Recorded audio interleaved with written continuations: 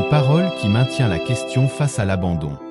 Dit la reprise de la parole du Christ, limitée au moment où elle est prononcée, pourrait être interprétée par l'homme comme l'exigence du maintien de la question du « pourquoi » contre la tentation de son abandon.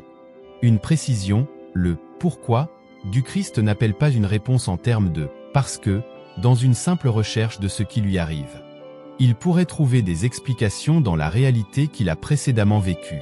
Sa quête, comme celle de l'homme, est celle du sens de ce qu'il vit, au-delà de la recherche des causes de ce qui survient dans son existence. Pour l'homme, retenir une telle interrogation ne va pas de soi, car elle se heurte à différentes conceptions, de niveaux et de nature très différents, prenant des formes classiques autant que modernes. Ainsi Spinoza, dans sa critique de la finalité, appendice du livre et de l'éthique, et sa célèbre analyse de la pierre qui tombe sur la tête d'un homme et qui le tue, ce qui pousserait à questionner sur la volonté divine alors qu'il faudrait en rester au niveau de la réalité objective, dénoncerait toute interrogation en termes de pourquoi. On pourrait aussi évoquer, à un tout autre niveau, une formulation très à la mode, le « lâcher-prise », très prisé par les marchands de bonheur et les tenants. Des recettes du bien-vivre, écartant toute interrogation faisant allusion au malheur ou à la tragédie. Position qui se fonde aussi sur la prise en compte du risque réel à maintenir la question du pourquoi, à laquelle on ne pourrait répondre et qui conduirait ainsi à sombrer dans les « passions tristes » de Spinoza. De manière plus profonde, on peut évoquer Maître Écart, la rose est sans pourquoi, et c'est pourquoi elle fleurit. Maintenir le questionnement, c'est au fond rester prisonnier de sa subjectivité à travers son argumentation, ne jamais atteindre le détachement nécessaire pour rejoindre Dieu. Abandonner le questionnement, c'est, au contraire, cesser d'être attaché aux choses et ainsi leur permettre d'apparaître dans leur essentiel déploiement. Heidegger, de son côté, soutient que le croyant ne peut réellement reprendre la question du pourquoi dans la célèbre formulation « Pourquoi y a-t-il quelque chose plutôt que rien ?» dans la mesure où sa foi lui offre déjà une solution à travers la doctrine de la création.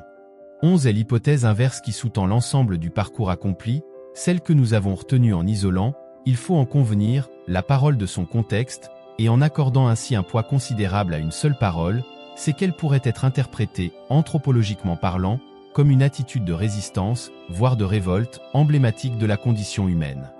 On songe à la célèbre formulation de Senancour dans son Obermann.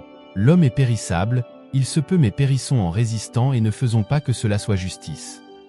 Il s'agirait pour l'homme de penser le maintien de la question, en dépit de Riséur, cette tentation que peut prendre la figure de la réponse. Ce serait la spécificité de l'homme de continuer à se poser cette question. Non plus une question adressée à Dieu mais la question de Dieu. Révélant ainsi, comme le soutient Jeanne Delhomme, que l'essence de la parole humaine est interrogative.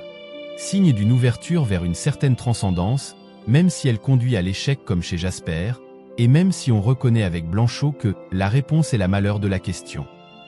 Une double priorité serait ainsi accordée, dans cette parole, à la question sur la réponse et au pourquoi sur le comment.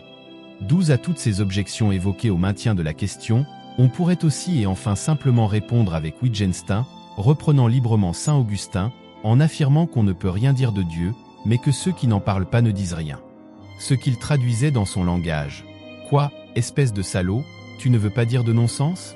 Allons, formulant un, au moins, qu'importe, défendant ainsi le sens de l'apparent non-sens et affirmant sa fécondité. Au fond, l'important dans nos paroles résiderait moins dans les réponses que nous donnons à nos interrogations, que dans la juste détermination de la nature de nos questions. Le Christ ne meurt pas en sage grec. Il n'est pas psychologue, et pas non plus un philosophe grec qui essaie de vaincre la mort par une victoire de l'esprit sur le corps. Il n'est pas spinoziste. Il atteste de la dimension tragique de l'existence et appellerait donc, à travers sa parole au maintien de la question du pourquoi.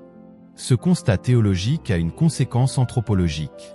Il nous écarterait de la tentation de la sagesse grecque ou spinoziste et des recettes de la psychologie. 13 reste une objection de taille au maintien de cette parole interrogative, qui indique bien qu'elle traduit un certain choix. La question du pourquoi à partir de l'abandon ne se pose que chez ceux qui ont éprouvé ce sentiment de l'abandon, et pour l'éprouver, il faut bien d'abord avoir ressenti une présence par laquelle nous nous sentons abandonnés. Riséur dit que le mal subi n'est un problème que si on le rapporte à Dieu. Or, comme le dit Foucault, la finitude est pensée dans une référence interminable à elle-même, sans aucune référence à un infini possible, dont elle n'éprouve pas le manque. Mais ne faudrait-il pas faire, comme si, on se sentait abandonné, Et comme si quelqu'un pouvait nous entendre? Pour maintenir une ouverture, pour refuser que le dernier mot soit dit, pour maintenir au fond l'exigence et la fécondité de la révolte. Il reste une dernière spécificité de cette parole à évoquer qui en vérifie encore le poids, à travers justement le poids du corps lui-même dans cette parole.